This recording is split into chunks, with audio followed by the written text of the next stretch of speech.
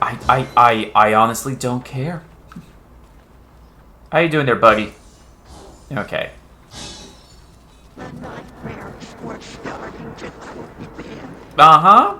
You don't say. Listen, lady, I don't really care. Did he? Hey, Augie. So, you wanna tell me about all that noise that's going? Okay, fine, whatever. Yep, sure am. Ooh, but pumpkins. How's Alan Wake 2? Rod, I'm enjoying Alan Wake 2. I am. I know a lot of other people aren't. But I'm enjoying Alan Wake 2. Went nowhere out? Oh, no. Not... Oh, wait, it's a manuscript page. I thought it was Ookie Gookie Water. Manuscript page. Wheeler set up a foundation with the sales of their greatest hits album. He used the cash to build a nursing facility. The old men deserved it. An old manor in Bright Falls. Wheeler hired a contractor to have it refitted as an old folks' care home. At this point, Wheeler felt good about himself. He had a heart of gold. No need to feel guilty. Wheeler left the work to the contractor and returned to New York City. He had done his part. It was time to turn over a new leaf. The contractors figured out Wheeler was gone for good. They took the money and ran. Oh! When the fall rains came, the leaks started appearing. Oh! Let's see, that's great too here. I finished this game recently and I really thought the game story was great and the new gameplay elements were great too. However, I found the combat and flashlight mechanics to be very frustrating though. I can tell you, so the combat and the flashlight mechanics are very reminiscent. I mean, not even reminiscent. They're straight out of the first game. The mechanics, the dodge, the combat, the flashlight. This is all just from the first game. I do admit that the issue with the combat in this game is that the game that Remedy made before this was Control, and Control has great combat. So the combat in this game doesn't hold a candle compared to the combat in Control. However, I would also say in the game Control, you have like superpowers and you have a gun with like infinity bullets because it's a magic gun. I mean, it's not, but whatever. It's a magic gun, and you just like, of course, you are a lot more powerful in Control, so the combat should feel different. In this game, this is a survival horror game. You should not have that, no pun intended, type of control in combat in this game. So I understand why the combat isn't as nice as it is in Control. However, it would have been nice if, with all the upgrades and improvements they've made to Alan Wake 2 as compared to the first Alan Wake, if combat didn't get a couple of tweaks to make it feel better. What's in the corner? I don't know. Michael Myers doing dirty, dirty things to me. Star. It's a microwave and some macaroni and cheese. And a dresser. Not Fran dresser, but just a regular dresser. And there's a chair and a lamppost. Okay. Alright, I'm about to fight somebody. Probably. I don't know.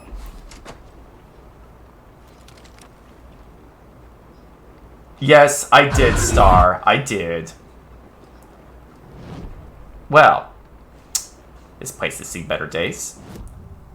Hi, Cynthia. Oh my goodness, you look old and ewy.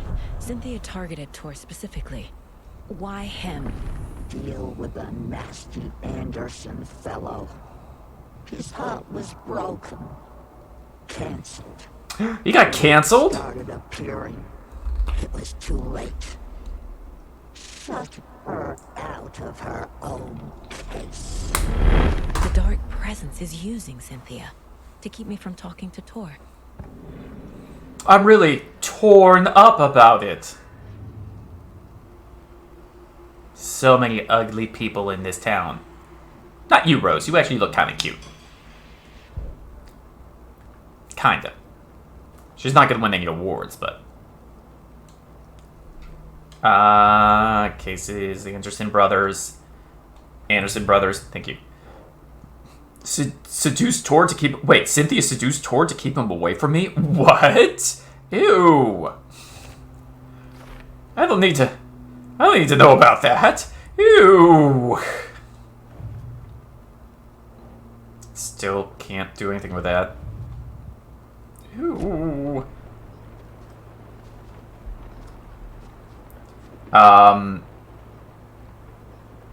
Okay, we'll start with this.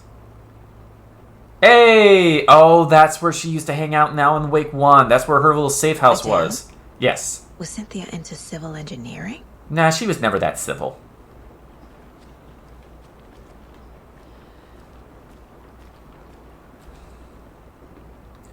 Oh, great, this hits. Oh, wait, see, that's fair assessment. I found many times where I would want to aim and shoot, but the game was delayed in reacting to my button presses, or reloading a flashlight battery would interfere with being able to shoot an enemy quickly. Some enemies felt way overpowered on normal difficulty, plus I feel that being able to run in this without running out of stamina was great, but that one in one can sprint faster than you can run in this one. I wonder if that is something they changed intentionally or not. Station. Everyone needs a hobby, I guess. Okay. A lantern. Wait, a what? It for protection? A lantern? Do you mean? Did she know about the dark presence? Wait. No, go back. How do you pronounce lantern? Lantern? Did she say a lantern? I feel like I'm missing some context here. Well, you didn't play the first game, obviously. I'm guessing the woman in this photograph was not Cynthia's favorite.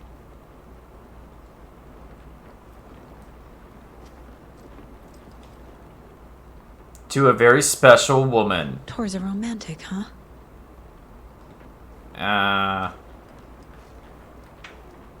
Is there something else? No, okay. It really felt how it did in the RE4 remakes, 2 and 4 actually. I found in those remakes your running speed isn't really that fast. I don't know, maybe it's something that in recent game development, they have decided that they don't want people just running through everything. Because let's face it, we see speedruns of Resident Evil and other games where the reason why they can do a speedrun is they just run past all the enemies, and they just avoid combat altogether. Maybe the developers are actively trying to prevent people from doing that. Oh my word, this is a lot. Okay. Tom's lamp is gone. The lamp with the angel on it. He always loved that lamp. It disappeared from my room. The darkness is here. After all these years, it took Tom's lamp. I know it did. The lights are going out more and more. There's no one left to stop it. I can't do it on my own. Not anymore. I have nothing left of Tom now. I don't know what I'm going to do. I need Tom's lamp back. I need Tom back.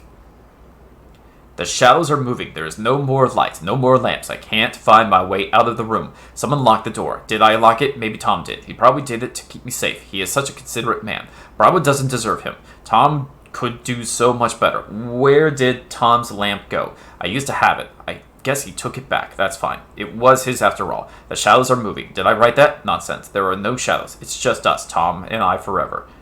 I found something funny while I was down there, a newspaper article about Tom, but it called him a filmmaker. Tom didn't make movies, he was a poet, a magnificent poet. I dug around and found film equipment supposedly also Tom's. What is happening? This isn't right. I know it isn't. Okay. The dark presence uses people's memories, their fears to corrupt them. Like Pennywise? I'm assuming it's like Pennywise. Okay, 4 later, alright. Go that, this one. And... the record, no. Is it this one? I can't, wait. Overlap, I'm trying to... Cynthia seduced Tor, this one? Yeah. And then, yeah. Okay, there's still 2 more bits of evidence. Ew, that's the dark water she was talking about. Ew, when she didn't drain her tub. Gross. Seems like an overly complicated toilet? What is that about? It's got a little headrest? You can fall asleep on the toilet. I want a headrest on my toilet. Cynthia would deal with the nasty Anderson fellow. Tor, always poking people with his hammer. Oh my goodness, that's He dirty. had it coming. Well, no, I wanna... There we are. And then... Cynthia Weaver smiled. Lost without her lantern? Nonsense. Cynthia felt as giddy as a young girl in love. Cynthia had loved Thomas Zane. Tom only had eyes for Barbara. Barbara was bad news. Tom had seen it in the end. Cynthia had been there to comfort him. And when he left, Cynthia waited. Years of waiting. Now Tom had come back to her. They'd be together now. See the world. She'd always dreamed of seeing New York. They were there now in a fancy hotel. It's gonna be Into a disappointing. bath. She would become like Barbara. No, better. She sank into dark water. Into Tom. Yeah. Tom had enemies plotting against him. Cynthia would deal with the nasty Anderson fellow, Tor, always poking people with his hammer. He had it coming. Anything for Tom. Well, that's gross. Let's see. But I do really feel this game was worth 13-year wait because those frustrating aspects do not ruin the overall experience of the other elements. Seeing Augie again was so darn cool. I would say that waiting the 13 years was for the best as well, only because the developers, Remedy, were working on other things. Most importantly, the video game Control. And you could tell that Alan Wake was always on their mind. For the last 13 years, they all knew, like, we are going to make Alan Wake 2. And whenever they were working on something else, there was always people in the office also just like, we gotta do this for this current video game. But what am I gonna do for Alan Wake 2? Well, we do have this idea and blah, blah, blah. And they put little elements that would eventually end up in this game in those other video games. Like, for example, I mean, obviously I haven't gotten to the end of this game. I don't know how the whole thing ends, but one of the reoccurring plot elements in this game is that Alan Wake is making a book called Return, and that is how he's going to get back to the real world. Well, in the Control DLC, the Alan Wake DLC, what's the book that Alan Wake is talking about that he has to write? He's talking about a book called Return. Control came out, like, what, 5 years ago? 4 years ago? So they already had some of the plot elements and the story beats for Alan Wake 2 worked out while they were working on Control, which is why they fed some of those little nuggets, some of those little those little pieces into that game as well. And I just think that's cool. I think since this game also takes place 13 years after the events of the first game, it's almost like a classic or a almost contrived horror movie, which is like a bunch of teens show up at an old cabin in deep in the woods, and there's an old ghost story about, oh yeah, crazy old man Crockett, he went crazy 13 years ago, an unlucky number, you know, he murdered all of these people and then just disappeared and nobody knew what happened, and then this person ends up like in the middle of it because, oh, crazy Crockett has come back. And again, 13 years, an unlucky number. That's cool. And yes, you're right, seeing Audie again is also super cool. Cynthia was close to someone named Thomas Zane. Who is he? He's zany. Was back. Tom had enemies. In a fancy hotel. Just his imagination. The nightmare started to creep in. Cynthia Weaver smiled. An old flame. Maybe Tom was taken. Okay. I don't know how I feel about the actors, the live action actors in this game.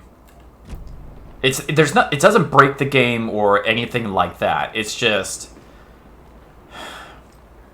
there's a part of me that, so for the longest time I've said that one of the reasons why video games are so expensive is because a lot of video game companies will go, hey, we're going to make Cyberpunk 2077.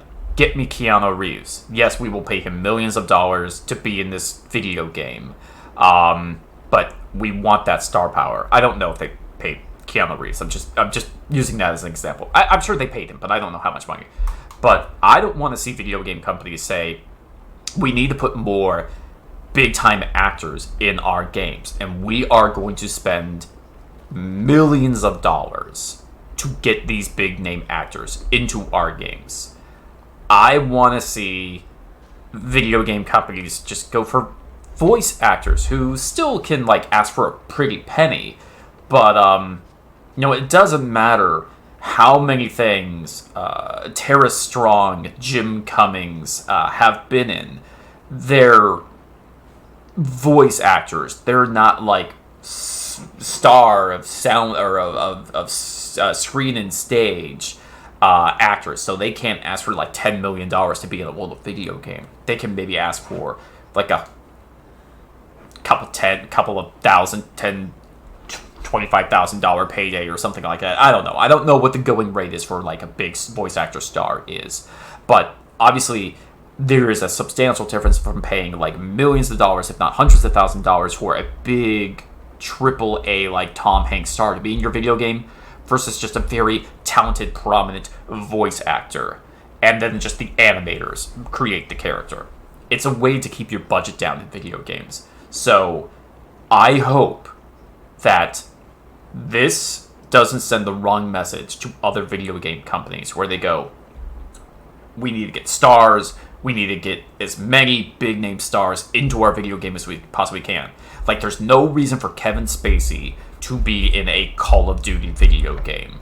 That could have just been anybody. Could have just been a regular voice actor. But Kevin Spacey got paid a lot of money to be in Call of Duty. A lot of money that could have been used for making the game better or paying their employees a little bit more. You made some really great points about the 13-year difference between games and how they made it that long in the actual game story too. Yeah, absolutely, Rod. That's one of the things that I really, really like. It is them acknowledging how long it's been, and once again, that really strengthens the lore and the story of Alan Wake 2 as well. That it has been 13 years. It also kind of explains why Bright Falls looks different, while there's more people in the street. It's been a while since I played Alan Wake 1, but one of the first things I noticed when I started playing this game was like, oh wait, look at that! Black people. There all of a sudden there's like more people. There's more of like a not international, but there's it's not just a bunch of white people in Bright Falls anymore. And if this was a game that took place like the next week after Alan Wake 1, I would be able to go, where did all these people come from? You weren't in the first game. What is this garbage? But since it's been 13 years, you could say, well, one, yes, people moved to town, and two, Bright Falls has gotten a reputation because of the events that happened with Alan Wake and the disappearance 13 years ago. People have been moving to the town to investigate, look things up, and just like there's a reason why you're seeing faces that weren't in the first game here in Bright Falls now in this game, because it's been 13 years. Let's see here. They may not want an extra. Yeah, it's like, let's get Tom Cruise to be in Red Dead Redemption 3. Oh, please, Lord, never do that. But you know what? Red Dead Redemption 3 Red Dead Redemption 2 is a perfect example of what I'm talking about. I mean, how many stars are in Red Dead Redemption 2? As far as I'm concerned, nobody. But do you know what Red Dead Redemption 2 has? Some of the best voice and character actors that I've ever seen in the video game. Where now, Arthur Morgan is debatably the best video game character ever.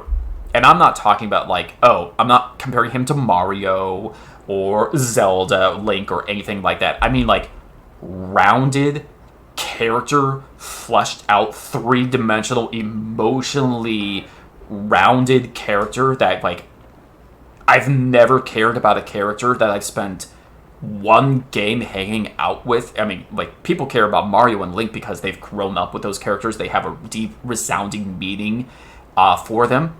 But Arthur Morgan, we spent one game with, and, like, how many people did you see on the internet cry their eyes out at the end of Red Dead Redemption 2 because of, like, you got Arthur Morgan's arc? That is what I mean by arguably the best video game character ever. Because his story just brought so many people to an emotional state by the end of the game. I mean, as much as I like Alan Wake, if Alan Wake dies at the end of this game, I'm not going to cry. Arthur Morgan, like, by the end of the game, I didn't cry, but I was like, dude, man. Dude.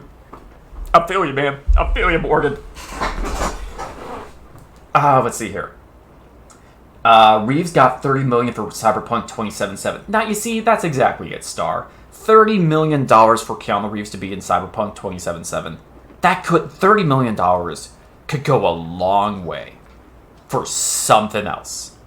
Now, again, admittedly, it's really cool that Keanu Reeves was in Cyberpunk, but $30 million. Can you imagine what CD Projekt Red could do with $30 million for their employees, for upgrading the building, doing something else? I don't know, like making a like, I don't know, some type of like a grant or something. I don't know. I mean, you get my point. There's no reason Keanu Reeves had to be in Cyberpunk. There's a reason they put him in Cyberpunk, but there's no reason he had to be. It wasn't a necessity. Shut it off! Shut it off! Hi, Spooky. Are you telling me to shut up and play the game? I could understand that. I think that also extends to the way buildings look inside, because in 13 years, a lot changes can happen with what gets added or taken away or changed with a building. 100% Brock, RDA2 is such a great example. His character is such a jerk. Wait, Starlight, are you talking about Arthur Morgan, or are you talking about Keanu Reeves? Whatever. Oh. Hey, but what do you mean door locked? But this is the symbol that was in Alan Wake DLC and for Control. Well, where am I supposed to go now then? Check the nursing homes we see for the... Oh, okay. Again, that's another thing. Legion, that little spiral vortex, if you go back and you play the Control Alan Wake DLC, when Jessie goes into her little hotel hub station, whatever you want to call it, what symbol is on the doors that she has to go through? It's a little spiral. So that's a continuation of something that was introduced in Control. I really like that. Again, it's what I appreciate about what Remedy is doing is Remedy is making a shared universe in their games. They are making a lore for their games. And what's so ironic about it is for years, Remedy has experimented with making games / TV shows / interactive books or whatever things. They've tried to make these multimedia experiences with their video games. That's what they tried to make with Quantum Break, and it just did not work out. Nobody cared. Like, I didn't care. But with Control Alan Wake, Remedy is making a world that I do kind of care about. And if Remedy came out and said, hey, we've partnered with Netflix or Amazon or HBO Max, we are making a TV series, a limited 8-episode TV series that takes place in the Remedy universe of Alan Wake and Control. It's not going to have anything to do with those two stories. It's going to be something else of a crazy thing that happens in some small town with a item of power and a crazy supernatural whatever. There will be references to the FBC, or maybe somebody has an Alan Wake book on their shelf or something like that. I mean, we will tie it in to the Remedy universe, but it is going to be an original story, or maybe even just a movie. Make a 90-minute horror movie that just takes place in the Remedy universe, that'd be so cool. I mean, I'd totally be down for that. But they can do that because, most importantly, it's not unlike... Here's a thing. It's not unlike Jim Henson, how he and his compatriots created the Dark Crystal. A lot of people think that when Jim Henson made the Dark Crystal, they came up with the story for the Dark Crystal and then developed everything else. No, if this is to be believed, because of course people, when after they write and make everything, they could just lie about how they came up with it. But Jim Henson said that before he actually came up with the story for the Dark Crystal, him and his Creature Workshop companions created the world. They created the creatures. They created the planets. They developed the environment, and they just kind of worked out what the planet, what the world, what the creatures looked like. And then from that world, they developed a story based upon the world they had created. Remedy has kind of done the same thing, where they make Alan Wake 1, they introduce some characters, but they kind of have an idea for the world, and then they make Control involving the FBC. They have their own story, but they also tie it into Alan Wake 1, and by doing this, they've now created a world where it's a... Forget the main characters, forget Alan Wake 1, or Alan Wake, forget Jesse from Control. What they've done is they've created a world which is very similar to ours, except weird stuff can happen, items of power can be created, which causes random, bizarre, silly, dangerous things, and now they can just run rampant. They can go balls to the wall crazy, creating any type of game, any type of story that they want, because they have created a world where so many possibilities are available to them that they can just make game after game after game after game just in this world. They don't even have to be necessarily connected with one another. They can just... They've set up a foundation which so much can be built upon. And I'm here for it. I'm here for it because they can make games, they could make movies, they could make TV shows, they could write comics, all taking place in this world. Let's see here. The character he played in 27/7. In Alan Wake 1, you can also see that Sparrow's symbol on some books as well. Not sure about how wide of a coverage it will be in terms of Control included, but AMC has the rights to do a live-action series that they're developing. Fingers crossed. Fingers crossed, Rod. And also the Night Springs show can also be its own thing, too, in terms of making games set in that universe. Well, I like the idea that Night Springs is a in-game kind of joke. I mean, obviously Night Springs is a parody of the Twilight Zone. I mean, for the simple fact that it's in black and white and everything like that. So I don't want, like, Remedy to make a limited series of a real Night Springs TV show. I would rather, if they made a TV show that was an anthology, like every episode would be an original story. It's kind of like the, I don't know if you've seen any episodes of it, but Tales from the Crypt back in the 90s, or Creep Show on Shudder currently, or The Outer Limits, any of those shows where each episode was its own like short story, whatever. Make a Remedy, Control, or some other TV show with an original concept, and characters in that show will sometimes be watching an episode of Night Springs, because it's not something that they try to recreate in live action.